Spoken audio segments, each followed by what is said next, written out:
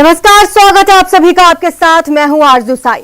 8 नवंबर 2021 से शुरू हुई न्यूज 18 राजस्थान की मुहिम इतिहास रचने की ओर है। हमारी कोशिश कि खिलाड़ी खेलें झेले नहीं को जबरदस्त रिस्पांस मिल रहा है। हालात सुधरे हैं पर अब भी काफी गुंजाइश बाकी है। तो चलिए उन्हीं गुंजाइशों को खंगालते हैं और देखते हैं न्यूज 18 राजस्थान की खेल क्रांति।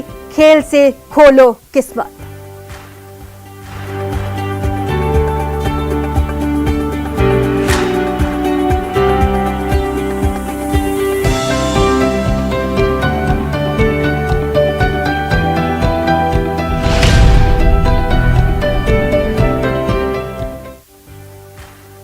खेल और खिलाड़ी आजकल किसी भी देश या प्रदेश की प्रगति के सिंबल बनते जा रहे हैं।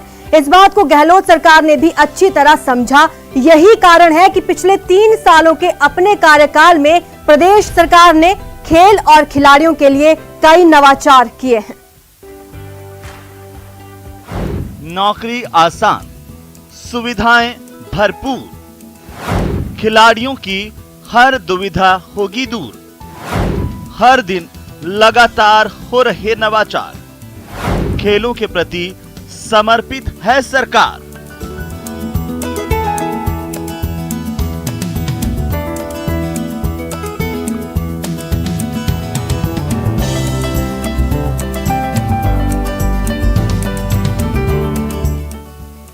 खेल में फिसड्डी तो हर क्षेत्र में फिसड्डी। तेजी से बदलते दौर के बीच खेल और खिलाड़ी किसी भी देश या प्रदेश की प्रगति के पैमाने बनते जा रहे हैं। ओलंपिक में जीते पदकों की संख्या बताती है कि चीन महाशक्ति बनता जा रहा है कि अमेरिका में अभी भी पुराना दमखम बाकी है। मरुधरा की गहलोत सरकार भी इस बात को अच्छी तरह से समझ रही है। यही वजह है कि पिछले 3 सालों के कार्यकाल में सरकार ने प्रदेश में खेल और खिलाड़ियों पर खूब फोकस किया है।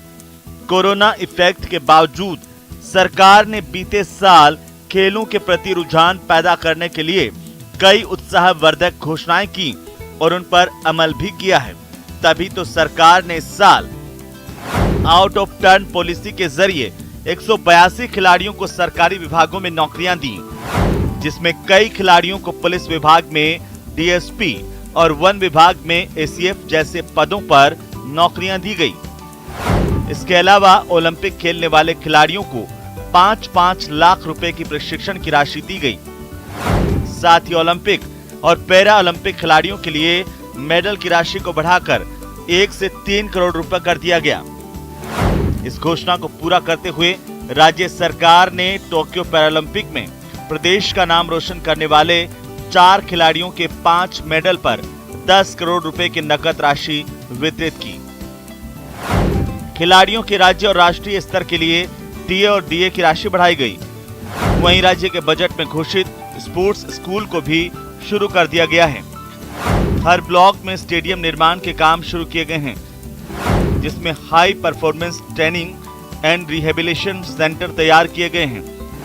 वहीं इस साल जैसलमेर और डूंगरपुर में खेल अकादमियां शुरू की गईं।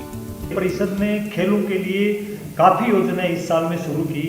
जैसे सरकार ने लगभग 182 लोगों को आउट ऑफ टर्न नियुक्ति, जिनका कोई एग्जाम नहीं, जो बंदा नेशनल में मेडल जीतेगा, एशिया में मेडल जीतेगा, ओलंपिक में मेडल जीतेगा, उसको सीधे हमने खुद उसको घर से बुला के उसको डायरेक्ट नौकरियां दी हैं। नौकरियां ही नहीं, साथ साथ में आप देखिए उनको डायरेक्ट डीवाईएसपी, वन विभाग में एसीएफ, सचिवालय में इंस्पेक्टर, सब इंस्पेक्टर, ऐसी सरकार ने नौकरियां खिलाड़ियों को दी।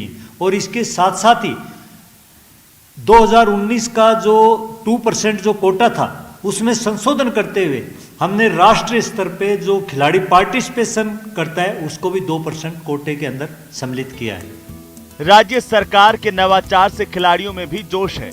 उभरते खिलाड़ियों ने सरकार की खेल जगत के लिए की जाने वाली घोषणाओं को समय पर पूरा किए जाने से खुशी जताई है। साथ ही स्पोर्ट्स स्कूल और रिहेबिलिटेशन सेंटर जैसी सौगात से खेलों को बढ़ावा मिलने की उम्मीद जताई है और कई सुधारों की अपेक्षा कर रहे हैं। लाइक लास्ट ईयर खेलो राजस्थान स्टार्ट हुआ था and from 2 years Khelo India भी स्टार्ट हुआ है। सो बहुत ज़्यादा मतलब हमारे लिए कर रही है स्पोर्ट्स के लिए। एंड उसके अलावा 2% कोटा गवर्नमेंट ने स्टार्ट कराया है, जैसे पुलिस या सिविल सर्विसेज जिसमें भी है, तो इट्स वेरी मतलब हेल्पफुल फॉर अस। अभी ग्रामीण गेम्स भी जैसे अभी हो रहे हैं और पिछले साल खेलो राजस्थान हुआ, तो खिलाड़ियों को बहुत ही मौका दिया जा रहा है कि वो खेल में आगे आए और अपना प्रदर्शन दिखाए। हाँ सर, पिछली बार खेलो राजस्थान हुआ था, अभी खेलो ग्रामीण भी हो रही है। सरकार हमारे लिए बहुत कुछ कर रही है और सर 2% कोटा भी किया हमारी सरकार ने, तो इसकी वजह से सभी खिलाड़ी मोटिवेशन होंगे, भी उनको जॉब मिल सकती है। भी कोशिश हो रही है, जो ग्रामीण खेलों को जोड़ के फॉर्म वगैरह भरे जा रहे हैं, उससे भी काफ़ी बच्चों में उत्साह है। जाहिर है अभी खेलों को लेकर बहुत कुछ करने की जरूरत है, लेकिन ये बात साफ है कि राज्य सरकार की खेल और खिलाड़ियों को बढ़ावा देने की मंशा में कोई कमी नहीं है। ऐसे में ये उम्मीद बेमानी नहीं है कि आने वाले दिनों में राज्य सरकार की कोशिशें रंग लाएगी और मरुधरा के खिलाड़ियों की प्रतिभा अपनी चमक बिखेरेगी। न्यूज़ 18 राजस्थान के लिए जयपुर से महेश दादीच की रिपोर्ट।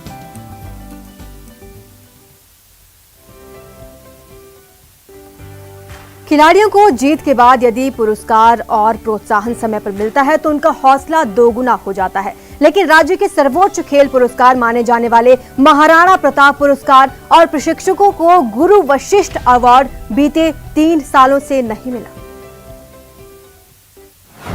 खेल पुरस्कारों में देरी, खेल परिषद की बेरुखी, कब मिलेंगे खेल पुरस्कार?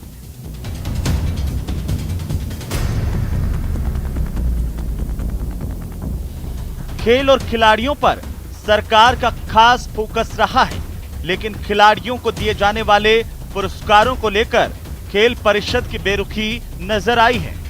बीते 3 साल से श्रेष्ठ खिलाड़ियों को दिए जाने वाले महाराणा प्रताप पुरस्कार नहीं दिए जा सके हैं। साथ ही प्रशिक्षकों को मिलने वाले गुरु वशिष्ठ अवार्ड्स का भी इंतजार बना हुआ है। खेल परिषद ने आवेदनों को ठंडे बस्ते में ही डाल दिया है। सर देखिए, इसमें हमने बहुत ही ऑफिसर से भी मिले हैं, बहुत लोग से बात भी किया है।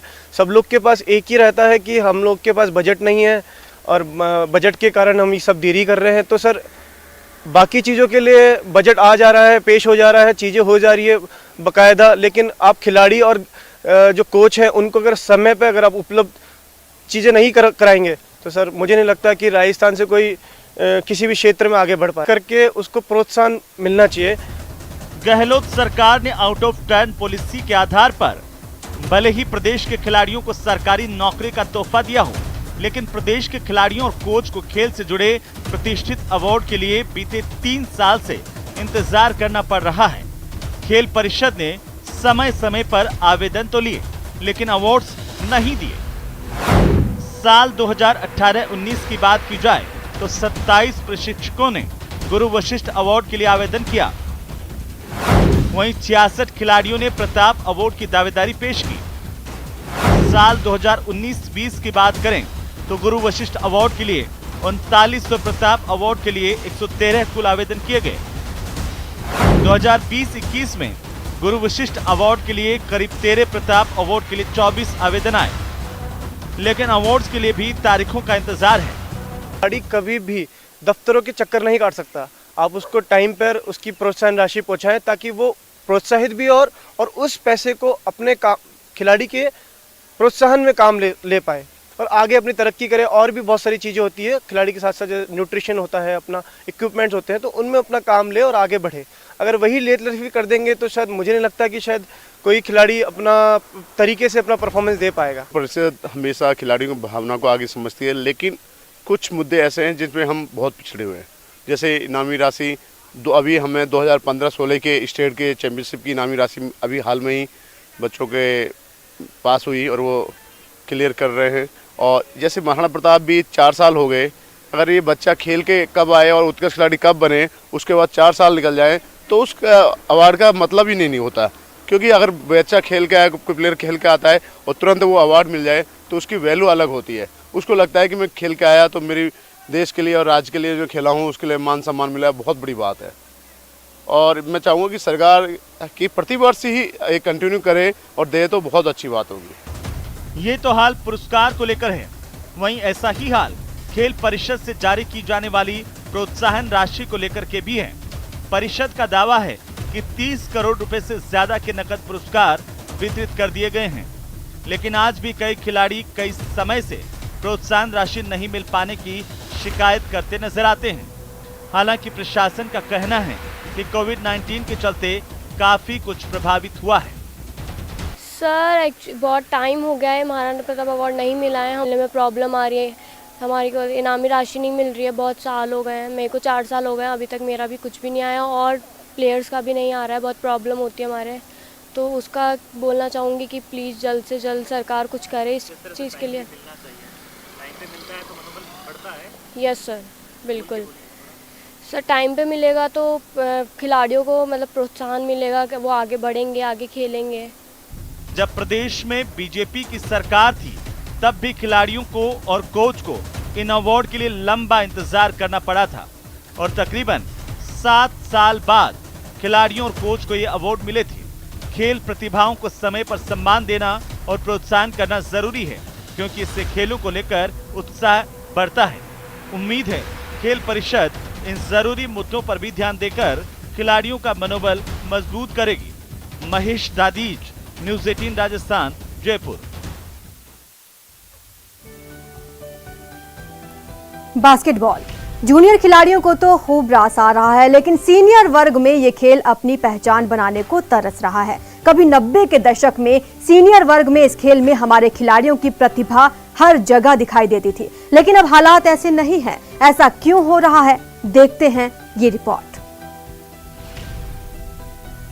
जूनियर्स में बास्केटबॉल का जुनून, सीनियर्स को सुविधाओं का अभाव, टीम से सीनियर्स का पलायन। राजस्थान में बास्केटबॉल की शुरुआत 1948 में हुई थी। एक वक्त में मरुधरा में बास्केटबॉल की एक से बढ़कर एक प्रतिभाएं सामने आती थीं। आज भी जूनियर वर्ग में टैलेंट की कोई कमी नहीं है। जयपुर के एसएमएस स्टेडियम में हर उम्र वर्ग के बास्केटबॉल खिलाड़ी खुद को तराश रहे हैं। ऐसा ही प्रदेश के हर एक स्कूल कॉलेज के खेल मैदान पर भी देखा जा सकता है। यह मेहनत का परिणाम है कि जूनियर वर्ग निखर कर सामने आया है। अच्छा, ये बास्केटबॉल जो स्टेट गेम कहा जाता है, वो आपका पसंदीदा खेल क्यों, किस तरह से आप इसको क्यों खेल रहे हैं, आप क्या कारण? क्योंकि ये इंडिया में आज तक जो ये पसंदीदा गेम रहा है बहुत हाइट वाले लोगों का, तो मेरा बास्केटबॉल ही शुरू से रहा है कि बास्केटबॉल खेलूँ, क्योंकि हाइट भी मेरी अच्छी है और पसंदीदा गेम है मेरा ये। अच्छा, इस खेल में वैसे तो काफ़ी लोग आप लोग मेडल ला रहे हैं, जूनियर में, सब जूनियर में, सीनियर में मेडल नहीं आते। किस तरह से आप देखते हैं कि आने वाले दिनों में आप लोग कोशिश करेंगे तो सीनियर में मेडल आएंगे? जी, हमारे कोच सर हमारी पूरी मेहनत कर रहे हैं और इस हिसाब से हम बिल्कुल मेडल लाएंगे आगे। प्रदेश भर में सब जूनियर, यूथ, अंडर 17, जूनियर और सीनियर वर्ग के टूर्नामेंट होते हैं। क्रीड़ा परिषद की ओर से राज्य भर में बास्केटबॉल की 3 अकेडमी संचालित है, जिसमें 2 जयपुर, 1 जैसलमेर में है। रिकॉर्ड के तौर पर जैसलमेर की अकेडमी का प्रदर्शन अच्छा रहा है। हमारी तरफ से हमारी मेहनत पूरी है और हमारे कोच भी हमारी पूरी मेहनत करा रहे हैं हमें, और इस हिसाब से हम आगे जाके मेडल जरूर लाएंगे। अभी किस किस तरह से किन किन में मेडल आ रहे हैं आप लोग के?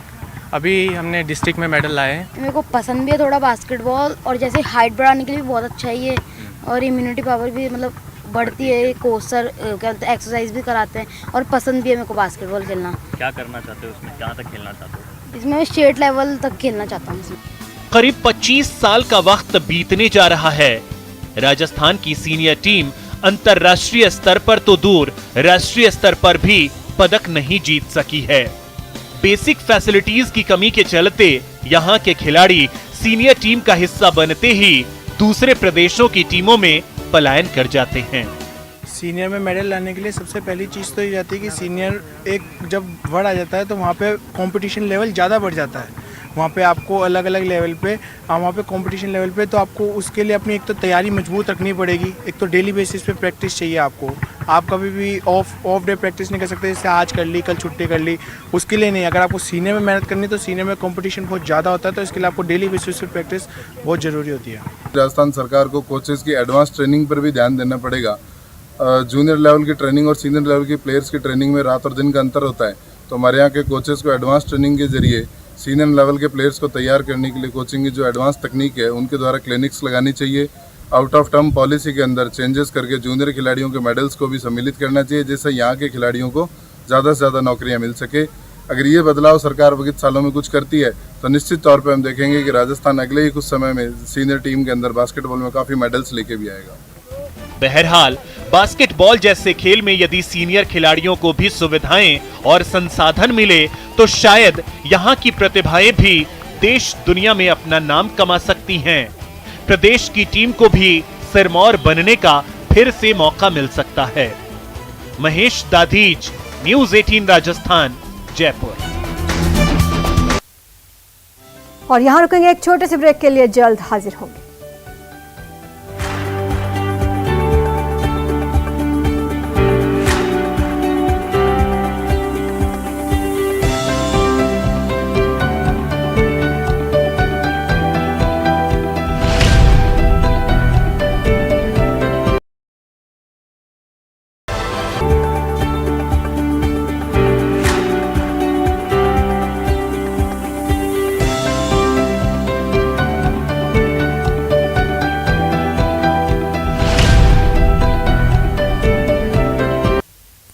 खेल के क्षेत्र में करियर बनाने के लिए ये बेहद जरूरी है कि जिस भी खेल में आपकी रुचि है उस खेल के प्रति आपका जुनून बेहद हाई लेवल का हो। इसके अलावा आपको सही गाइडलाइन और सपोर्ट की भी जरूरत होती है। राजसमंद के आदिवासी और पहाड़ी अंचल में ऐसा ही एक गुरु होनहारों को गढ़ने में जुटा है।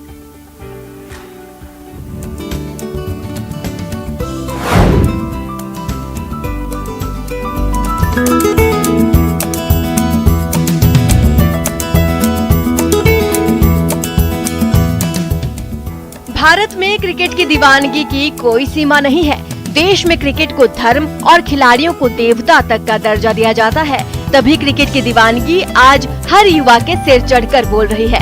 राजसमंद जिले के आदिवासी और पहाड़ी क्षेत्र कुंभलगढ़ और आमेट के युवा इसके अपवाद नहीं है। यहाँ का हर युवा राष्ट्रीय स्तर पर खेलकर भारतीय टीम में अपनी जगह बनाना चाहता है।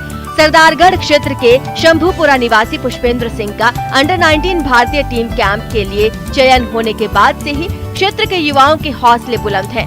लेकिन क्षेत्र में ना कोई क्रिकेट का अच्छा मैदान है और ना गरीब तबके के युवाओं के पास खेल का खर्च उठाने के पैसे।